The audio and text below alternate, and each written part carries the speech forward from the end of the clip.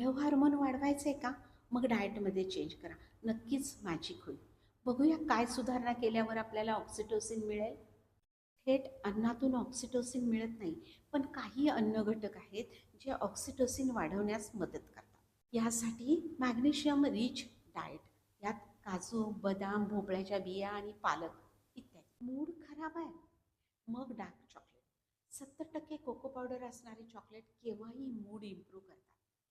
Omega 3 आणि fatty acid म्हणजेच काय, ब्रेन आणि इमोशन दोन्हीही इम्प्रूव्ह करतात. यासाठी मासे, अक्रोड आणि जवस. यानंतर B6, केळी, बटाटा, कडधान्य. त्यानंतर व्हिटॅमिन सी म्हणजेच आंबट फळे.